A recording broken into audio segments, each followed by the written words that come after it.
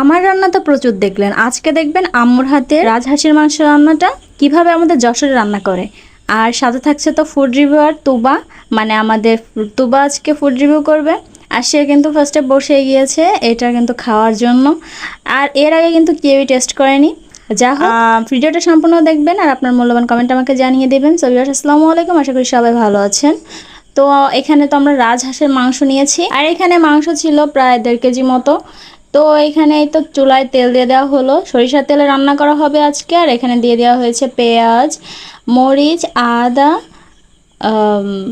এই তো এই যাবতীয় যেগুলো মশলা থাকে এগুলাই সব বেটে একসাথে দিয়ে তার ভিতরে লবণ আর হলুদ আর হচ্ছে শুকনো মরিচের গুঁড়া।